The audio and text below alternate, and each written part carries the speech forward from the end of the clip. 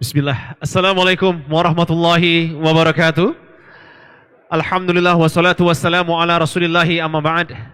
Baik kepada para jemaah dan juga pengunjung dari Halal Fair Ice BSD 2024 Day 2. Insya Allah kita akan mulai Halal Talk Show sesi kedua pada hari kedua ini. Kami persilakan kepada teman-teman untuk bisa lebih merapat lagi ke depan. Insya Allah kita akan memulai bersama dengan gurunda kita. Ana akan segera mengundang kepada gurunda kita Ustazuna Muhammad Elvi Syam LCMA Hafizahullah, kepada Ustaz Elvi Syam. Tafadhal Ustaz. Assalamualaikum Ustaz. Warahmatullahi wabarakatuh. Barakallahu Ustaz. Tafadhal Ustaz.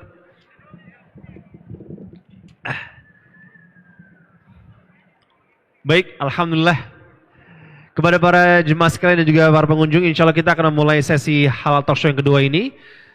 Gurunda kita sudah hadir, Ustazuna Muhammad Elvi Syam, dan tema yang akan dibahas pada sore menjelang malam ini adalah karakter pendidik generasi terbaik. Masya Allah, ini merupakan salah satu poin penting bagi kita semua. Karakter pendidik ya, Masya Allah. Ini mungkin Anda izin tanya dulu Mas.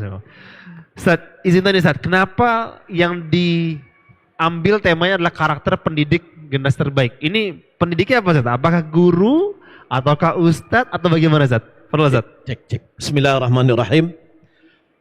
Assalamualaikum warahmatullahi wabarakatuh. Waalaikumsalam warahmatullahi wabarakatuh. Alhamdulillahirabbil alamin wassalatu wassalamu ala asyrafil anbiya wal mursalin wa ala alihi wa sahbihi ajmain. Amma ba'd.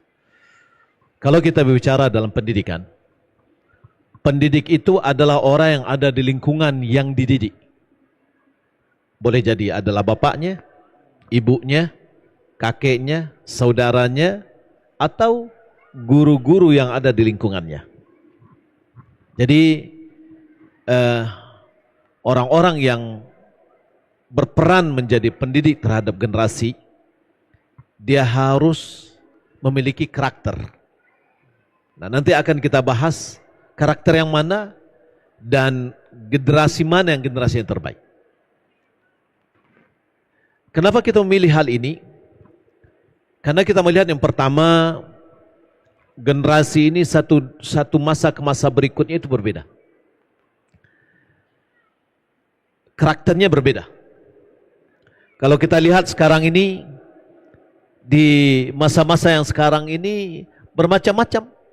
Ada Gen Z, ada generasi strawberry, ada generasi alpha, dan bermacam-macam. Ada generasi rabahan, yang mana masing-masing itu memiliki karakter.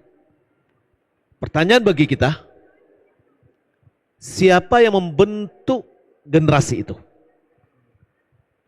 Bukankah Nabi kita Muhammad SAW bersabda, kullu mauludin yuladu ala fitrah fa abawahu yuhawidanihi aw yunasranihi aw yumajjisanihi. Setiap anak yang dilahirkan terlahir dalam keadaan fitrah. Ulama mengatakan makna fitrah itu adalah Islam. Dia berada di atas garis yang lurus.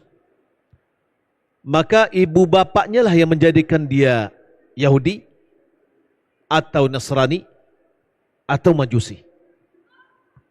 Nah, kalau kita lihat misalkan generasi-generasi yang disebutkan tadi, apalagi namakan dengan generasi strawberry, generasi yang lembek, generasi yang sedikit saja dibentak, Mental health. akhirnya meloyo. Ada generasi serabahan yang mereka tuh pengennya senang aja. Ya. Nah, ini adalah dibentuk oleh lingkungannya. Lingkungan yang ada dan terutama adalah orang tuanya. Kita dulu misalkan di waktu kita di kampung dulu, kita sudah biasa ke sawah.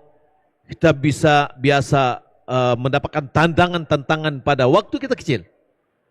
Dan itulah yang memberikan pengaruh kepada kita pada waktu kita dewasa. Nah, maka muncul pertanyaan, siapakah yang menjadikan anak-anak itu seperti yang kita sebutkan tadi? Jawabannya adalah oleh orang tua. Maka orang tua adalah orang yang pertama yang menjadi tanggung jawab untuk pendidikan anak. Dia adalah orang yang paling pertama menjadi beban tanggung jawab untuk mendidik anaknya. Allah Subhanahu wa taala berfirman, "Ya ayyuhalladzina amanu qu anfusakum wa ahlikum nara." Hai orang beriman, jagalah dirimu dan keluargamu dari api neraka. Ali bin Abi Thalib mengatakan menjaga keluarga dari api neraka yaitu allimuhum wa'dibuhum. Ajarkan mereka, didik mereka. Dalam bentuk mendidik. Boleh jadi anak-anak kita ini dengan lemah lembut, boleh jadi dengan ketegasan. Di dalam Adabul Mufrad, Imam Bukhari mencantumkan bahwasanya pernah Aisyah memukul seorang anak yatim yang dia asuh sampai jatuh. Artinya, pukulan yang dilakukannya itu bukan sebuah pukulan kebencian, akan tetapi mungkin pukulan pada saat itu yang diperlukan di dalam mendidik. Maka oleh karena itu dalam hadis Nabi SAW, beliau juga mengatakan bahwa alat untuk memukul itu jangan dihilangkan dari keluarga. Karena ada saatnya di dalam kita memberikan hukuman kepada anak yang selayaknya. Tapi minimal itu adalah sebagai alat untuk memberikan rasa takut kepada anak sehingga dia menjadi disiplin. Orang tua adalah orang yang pertama berkewajiban untuk mendidik anaknya, bukan sekolah. Sekolah adalah lembaga yang membantu orang tua dalam mendidik anak. Ketika orang tua tidak mampu mencapai apa yang dia inginkan. Kita lihat surah Luqman dari ayat 12 sampai ayat 19. Ini merupakan menjadi perhatian bagi kita sebagai orang tua, khususnya adalah ayah. Bagaimana seorang ayah mendidik anaknya. Mulai dari mendidiknya secara akidah, kemudian mendidik anaknya bagaimana dia santun kepada ibunya, kemudian bagaimana dia bersikap santun kepada kedua orang ibu bapaknya. Apabila memerintahkan kepada yang berbuat syirik kepada Allah, dia tidak taati, tapi tetap menggauli orang tuanya dengan baik. Kemudian menanamkan bagaimana spiritual seorang anak kepada Allah Subhanahu wa taala. Kemudian bagaimana komponen-komponen yang harus dihadapi oleh anak di dalam kehidupannya sehari-hari. Menegakkan salat, amar ma'ruf nahi munkar, melatih anak bersabar, melatih anak untuk berakhlak, melatih anak untuk tawadhu, tidak boleh menyombongkan diri. Dan hal-hal ini adalah tanggung jawab dari orang tua di dalam mendidiknya. Nah, ketika kita berbicara dalam masalah generasi terbaik, siapa yang dikatakan generasi yang terbaik? Generasi yang terbaik, Nabi SAW mengatakan, khairun nasi qarni, thumma alladhina yalunahum, thumma alladhina yalunahum. Manusia yang terbaik itu adalah generasiku, kemudian generasi setelah itu, kemudian generasi setelah itu, yaitu sahabat, tabi'in, tabi'in. Nah, generasi terakhir dari umat ini tidak akan bisa berubah dan tidak akan bisa menjadi baik kecuali dengan konsep yang telah dibuat oleh yang telah mendidik generasi awal dahulu. Sebagaimana Imam Malik mengatakan, la yasluhu akhiru hadhil ummah illa bima saluha awwaluha. Akhir dari umat ini tidak akan baik kecuali dengan konsep yang telah menjadikan umat yang awal menjadi baik. Apa kata ulama di dalam menanggapi perkataan Imam Malik ini, bahwa Syekhul Islam Ibnu Taimiyah mengatakan bahwa pentingnya di dalam mendidik generasi itu adalah selalu berpegang teguh dengan Al-Quran dan Sunnah sesuai dengan pemahaman salaful ummah. Maka inilah bagi kita untuk sebagai pendidik, kita sebagai orang tua, bagaimana kita bisa membentuk generasi terbaik. Tentu kita akan mengacu kepada generasi-generasi sebelumnya yang pertama, yaitu para sahabat. Karena mereka adalah generasi yang terbaik yang dikatakan oleh Nabi SAW. Maka kita sebagai orang tua, hendaklah kita harus mengetahui dan mengenal bagaimana karakter pendidik sehingga dia bisa mendidik generasi yang terbaik. Tentunya kita akan melihat bagaimana sifat-sifat atau karakter Nabi SAW mendidik para sahabat. Ada beberapa karakter yang bisa kita usulkan atau yang kita ajukan di dalam masalah sebagai seorang pendidik. Yang pertama adalah mendidik penuh dengan kasih sayang dan kelembutan. Rasulullah SAW mendidik dengan penuh kelembutan sehingga para sahabat merasa dihargai dan mudah menerima ilmu. Hal ini berdasarkan firman Allah Subhanahu wa taala dalam surah Al-Imran ayat 159.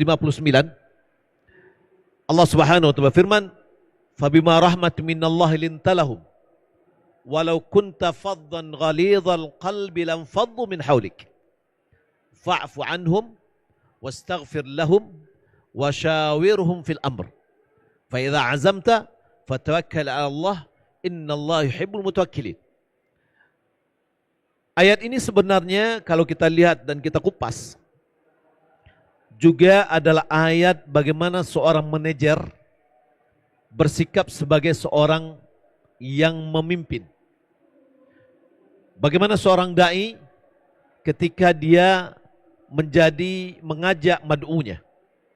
Bagaimana seorang orang tua di dalam mendidik anak-anaknya. Yang pertama Allah Subhanahu wa taala katakan, "Fabima rahmatin minallahi lintalahum." Dengan rahmat Allah engkau berlemah lembut dengannya. Ini adalah karakter yang pertama. Bahwasanya seorang di dalam dia mendidik harus diiringi dengan lemah lembut. Imam Syekhul Islam Ibnu Taimiyah dia mengatakan bahwa seorang yang ingin amar ma'ruf nahi munkar atau orang yang ingin berdakwah, hendaklah dia memiliki 3 karakter yang harus dia miliki. Yang pertama adalah alim, berilmu dengan apa yang akan diperintahkan. Yang kedua, rafiqan, yakni berlemah lembut pada apa yang akan diperintahkan. Yang ketiga, haliman atau bijaksana setelah dia memerintah dan setelah dia melarang. Maka lemah lembut ini sangat penting ketika kita menyampaikan sesuatu. Sebagaimana pentingnya seorang guru di dalam dia mendidik, dia harus dengan lemah lembut. Tanpa lemah lembut, maka muridnya akan susah untuk mendapatkan ilmunya. Sebagaimana seorang dokter juga ketika dia mengobati, dia harus berlemah lembut. Tanpa berlemah lembut, maka pasiennya akan susah untuk berobat dengannya. Allah Subhanahu wa taala telah memerintahkan kepada Nabi Musa dan Harun untuk berkata lemah lembut kepada Fir'aun. Wa qula lahu qawlan layyinan la'allahu yatadzakkar aw yakhsha. Katakan kepadanya perkataan yang lembut, boleh jadi dia mudah-mudahan mendapatkan pelajaran dan merasa takut. Nah, ini yang pertama. Yang kedua adalah memberikan contoh. Memberikan contoh langsung. Rasulullah SAW mendidik dengan menjadi teladan langsung dalam perbuatan sehingga para sahabat mudah mengikutinya. Begitu juga dengan kita sebagai pendidik. Ayah, ibu, atau abang untuk adik-adik, atau guru bagi anak-anak. Maka dia adalah hendaknya sebagai suri tauladan yang baik. Memberikan kuduah yang terbaik. Allah Subhanahu wa taala berfirman terhadap Nabi SAW, "Laqad kana lakum fi Rasulillahi uswatun hasanah." Sungguh telah ada padamu pada diri Rasulullah SAW suri tauladan yang baik. Kemudian yang ketiga adalah mendidik bertahap sesuai dengan kemampuan. Ya, Rasulullah SAW menyampaikan ilmu secara bertahap sesuai dengan tingkat pemahaman para sahabat. Nabi SAW sebagaimana dikatakan oleh Aisyah radhiyallahu taala anha, kana Nabi SAW yuhaddithuna hadithan law addahu al-adu la ahsahu. Nabi SAW menyampaikan kepada kami kata-kata yang apabila salah seorang di antara kami menghitung kata-katanya, sungguh dia sudah dapat menghitung kata-kata. Artinya apa? Nabi SAW menyampaikannya dengan pelan-pelan, menyampaikannya tidak dengan cepat-cepat, dan tidak menyampaikan seluruh tetapi bertahap. Sesuai dengan keperluan, dan Nabi SAW juga melihat apa kondisi yang diperlukannya, maka diberikanlah ilmu tersebut kepada sahabat. Kemudian menggunakan hikmah dan kebijaksanaan. Rasulullah SAW menggunakan pendekatan yang bijaksana, melihat waktu dan cara yang tepat dalam mendidik. Sebagaimana yang terjadi yang dikatakan oleh Abdullah bin Mas'ud radhiyallahu ta'ala, kana Nabi SAW yatakhawwaluna bil mau'izati fil ayyami karahatal masa'ah atau karahatas sa'amah alaina. Nabi SAW betul-betul memilih-milih waktu dalam menasihati kami, karena beliau tidak suka kalau itu bisa menjadikan membosankan kepada kami. Maka merupakan seorang pendidik, hendaklah dia memilih dan memilah waktu-waktu yang tepat untuk menasihati anaknya yang akan menjadi generasi yang terbaik. Jangan kita setiap hari mencela atau setiap hari menasihati, karena ketika setiap hari menasihati akan menjadikan anak kita itu tidak lagi tergugah dengan apa yang kita sampaikan. Kemudian memberikan motivasi dan penghargaan. Nabi SAW sering memuji dan memberikan penghargaan kepada para sahabat atas amal kebaikan mereka. Di antaranya Nabi SAW mengatakan, ni'mar rajulu Abu Bakar, ni'mar rajulu Umar. Sebaik-baik orang adalah Abu Bakar, sebaik-baik laki-laki adalah Umar.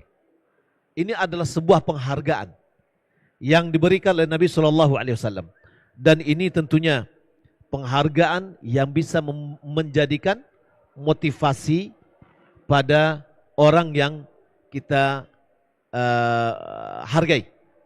Sebagaimana juga terjadi antara Umar dengan anaknya Ibnu Umar.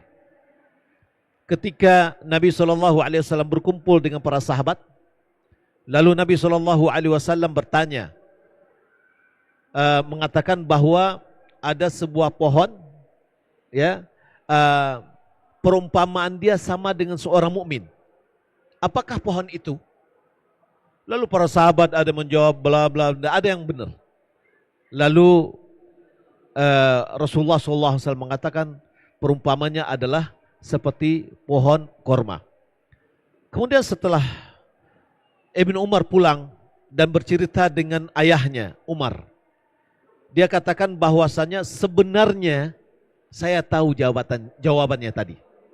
Akan tetapi karena saya malu, di sekitarnya semuanya senior-senior. Umar ada, Abu Bakar ada, yang lainnya ada. Apa kata Umar? Kalau seandainya engkau mengatakan itu tadi, maka itu jauh lebih berharga dari segalanya. Artinya di sini bahwa Umar memberikan motivasi dan penghargaan kepada anaknya ketika dia menjawab dengan yang benar. Maka oleh karena itu juga bagi kita sebagai orang tua atau pendidik, perlu kita memberikan motivasi dan penghargaan kepada anak didik kita. Kemudian mengajarkan dengan dialog dan bertanya jawab. Ya, ini Rasulullah SAW sering menggunakan metode tanya jawab dalam mengajarkan satu ilmu. Dan ini perlu juga bagi seorang orang tua atau guru, tidak langsung memberikan ilmu, akan tetapi bertanya dulu. Di situ akan kita melihat bahwa anak tadi siap dia untuk mendapatkan ilmu baru. Sebagaimana Nabi SAW mengatakan kepada Mu'adz bin Jabal, "Ya Mu'adz, at-tadri ma haqqullah 'ala al-'ibad wa ma haqqul 'ibadi 'ala Allah?" Lalu Mu'adz mengatakan, "Qala Allah wa rasuluhu a'lam." Wahai Mu'adz, apakah engkau tahu apa hak Allah atas hamba dan apa hak hamba atas Allah Subhanahu wa taala? Karena Mu'adz tidak tahu, dia pengen jawaban dari Rasulullah SAW, lalu dia mengatakan Allah dan Rasul lebih mengetahui. Secara psikologi, pada saat diberikan pertanyaan, maka si anak atau seorang pendidik, dia sudah berusaha secara psikologinya, akal dan pikirannya, kemudian mentalnya, sudah siap untuk menerima apa yang akan disampaikan oleh gurunya. Kemudian yang terakhir adalah sabar dalam menghadapi kesalahan. Seorang pendidik, dia harus siap untuk bersabar menghadapi kesalahan dan kekeliruan dari anak didiknya. Seorang ayah juga begitu. Dalam mendidik generasi yang terbaik, dia harus bersabar terhadap sebagian dari kekeliruan kesalahan. Sebagaimana Nabi SAW bersabar dan memberikan arahan yang lembut ketika sahabat melakukan kesalahan. Seperti kejadian dengan Al-Arabi, seorang Arab pedalaman yang buang air di masjid, lalu para sahabat semuanya menghardiknya, lalu dicegah oleh Nabi SAW, lalu Nabi membiarkannya karena dia sudah melakukan itu. Bukan baru mencari, tidak, tapi sudah terjadi. Nabi SAW sangat bijaksana dan bersabar dalam hal itu. Kemudian setelah dia selesai kebutuhannya, lalu diambillah air satu ember besar, lalu dituangkan, hilanglah najisnya, ya, problematikanya sudah selesai. Tinggal diberikan penjelasan bagaimana yang seharusnya dilakukan. Ini adalah beberapa karakter yang mungkin, dan sebenarnya sangat banyak lagi kalau kita menggali karakter Nabi SAW di dalam mendidik para sahabat. Wallahu a'lam. Masya Allah Ustaz. Baik, tadi terkait dengan ayah, ibu ataupun pendidiknya Ustaz ya. Mungkin sedikit yang tadi antum sedikit singgung Ustaz, masalah generasi strawberry Ustaz. Ya. Sentoloyo, disentuh sedikit langsung loyo gitu kondisinya. Atau orang-orang sering kenanya sekarang mental health dan lain sebagainya. Ini apa yang sebenarnya menjadi poin agar kenapa mental health ini tuh jadi malah sesuatu yang muncul. Jadi ketika tadi kita lihat bahwa memang kita harus memberitahukan secara lemah lembut. Tapi ketika kita mungkin agak dikeraskan sedikit, tiba-tiba mereka nggak merasa senang. Ya mungkin kalau misalnya Anda sedikit flashback ya Ustaz ya.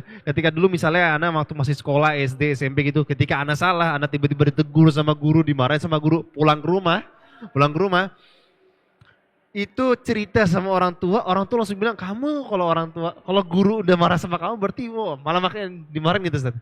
Cuma sekarang malah berbeda generasinya. Ketika dikeraskan sedikit malah lapor sana sini, kemudian merasa ya itu tidak memiliki kekuatan yang sama seperti mungkin di zaman-zaman sekarang. Itu kalau menurut pandangan antum kenapa bisa seperti itu Ustaz? Iya. Saya melihat wallahu ta'ala alam, ini adalah berawal seharusnya orang tua yang harus dididik dulu sebelum anaknya. Kita dahulu di kampung, apabila kita kena rotan karena belajar Al-Quran tidak benar, lalu dikena rotan, jangan sampai berita itu sampai di rumah. Kalau sampai di rumah kena rotan lagi. Ya. Dan itu ketegaran dari orang tua. Dahulu kita di kampung belajar atau berjalan mungkin 1 kilo dengan jalan kaki, tidak ada yang kita was-wasan, tidak ada yang kita takuti, tidak ada yang kita curigai. Sekarang kita sendiri sebagai orang tua melepas anak untuk pergi ke warung saja rasanya takut. Ya, nah ini mungkin memang mental dari orang tua ini yang perlu diperbaiki. Karena orang tua inilah yang membentuk karakter anak. Kami tahu, kami alhamdulillah di Padang melaksanakan kegiatan dakwah di lapas. Santri kita di lapas itu 900 orang. Jadi semua yang di lapas itu adalah santri kita. Ya. Dan 5 kali dalam seminggu kita melakukan kegiatan, baik itu kajian atau tahsin tilawatil Quran dan orang-orang yang di lapas itu sudah banyak hafal 1 juz sudah banyak. Nah, apa yang bisa kita ambil? Satu, ada orang yang guru ngaji masuk penjara 3 tahun. Gara-gara apa? Gara-gara dia memarahi muridnya dan itu hanya cubit sedikit saja. Ya, akhirnya orang tuanya yang mengadukan, mulai jadi kurang bekasnya, tapi dia pergi ke psikiater dan diambilkan hasilnya bahwa marahnya guru kepada anaknya memberikan pengaruh kepada psikologi anak. Akhirnya guru ngaji tadi dihukum 3 tahun. Coba, kalau yang seperti itu yang terjadi, bagaimana generasi akan datang?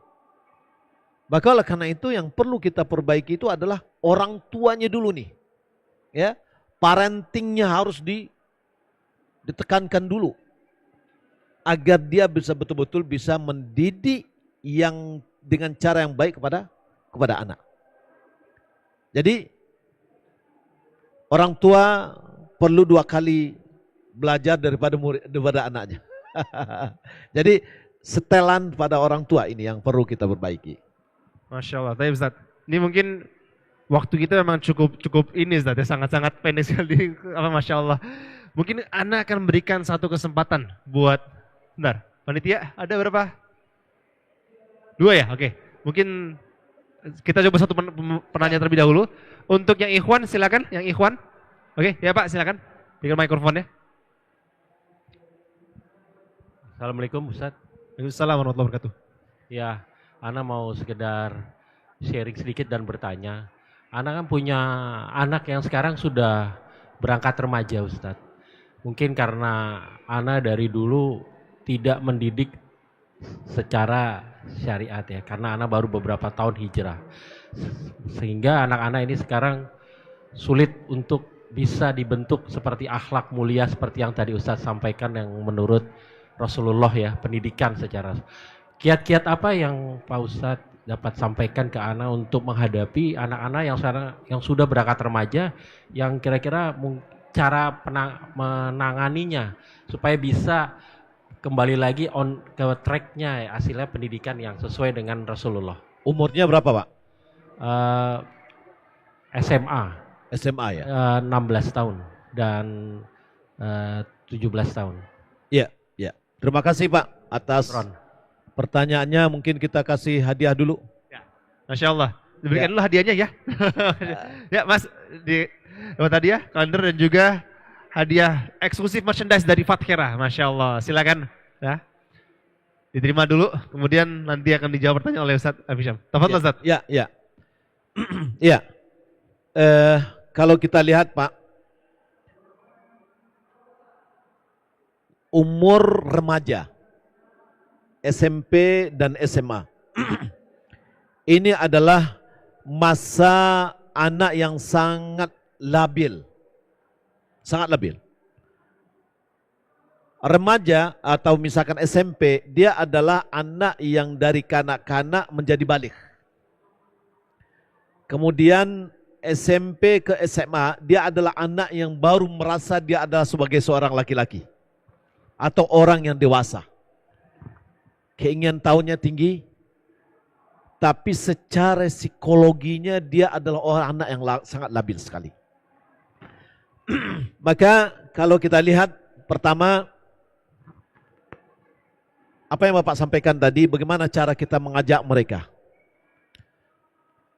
Memang kita yang harus bersabar Pak. Kita yang harus bersabar.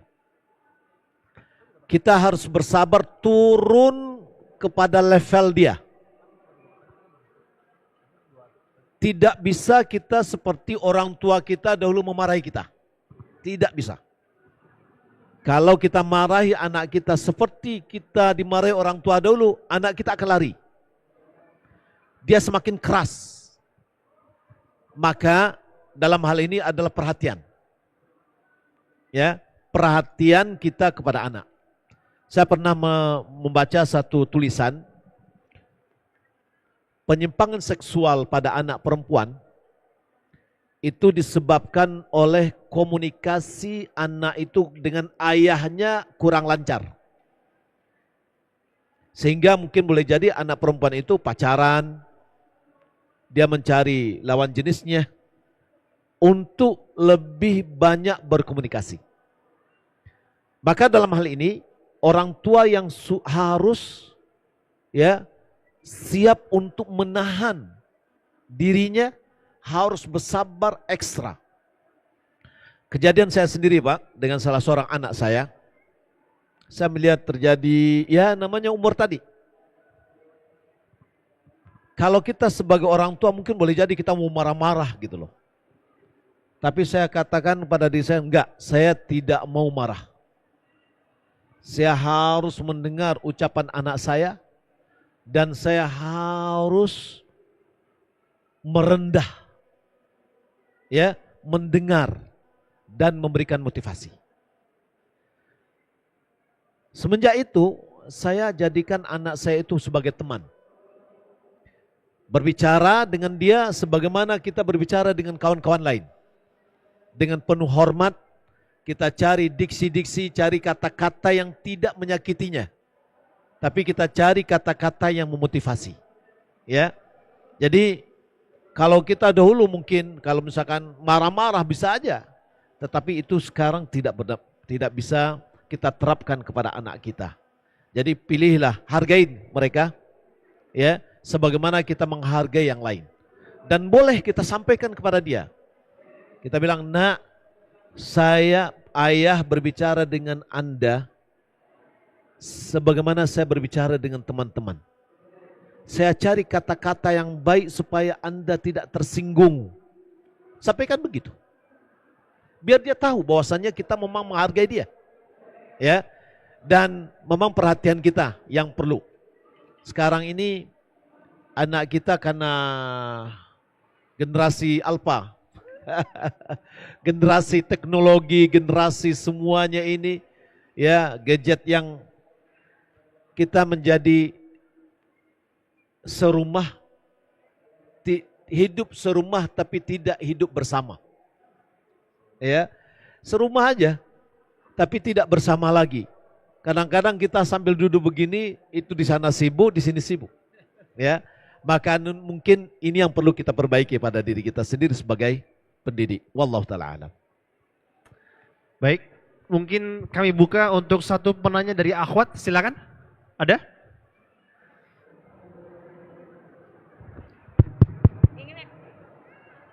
Tes. Ya, ada Mas. Ya, silakan. Assalamualaikum warahmatullahi wabarakatuh. Assalamualaikum warahmatullahi wabarakatuh. Izin bertanya Ustadz, kebetulan saya juga seorang pendidik. Jadi di salah satu lembaga sekolah saya itu, jadi kalau kata Ustadz tadi kan kita harus memberikan pendidikan juga soal parenting kepada orang tua anak-anak zaman sekarang agar terhindar dari hal-hal yang buruk seperti itu. Tetapi ketika saya sudah bertanya kepada orang tuanya, berdiskusi, dan orang tuanya juga cukup tegas kepada anaknya. Di sekolah lambat laun, udah sekitar 6 bulan kalau nggak salah, itu anaknya lama-kelamaan mulai tidak bisa untuk survive di zaman sekarang. Jadi apa-apa menyerah. Dan saya juga sudah mencoba untuk mendidik anak tersebut di sekolah dengan lemah lembut. Mungkin menurut Ustadz ada nggak ya hal-hal yang harus diperhatikan oleh seorang pendidik dalam mendidik anak zaman sekarang untuk bisa survive tapi tetap memperhatikan juga mental health seperti tadi kata Ustadz tadi dan perkembangan anak. Terima kasih Ustadz. Iya, terima kasih. Saya melihat ada dalam pendidikan kita ini perlu ada juga fisik. Maksudnya bagaimana? Perlu ada tantangan-tantangan fisik yang perlu diberikan kepada anak-anak. Anak-anak kita mungkin kurang terdidik karena sudah sibuk dengan gadget lah atau apa. Mau jalan aja malas. Ya. Nah, perlu ada tantangan-tantangan. Saya melihat secara pendidikan di barat ya. Mereka belajar memanah. Mereka belajar berenang. Mereka belajar bela diri. Saya lihat juga sekarang ini gulat lah. Ya, belajar gulat. Kemudian mereka belajar berlari dengan tantangan-tantangan yang banyak.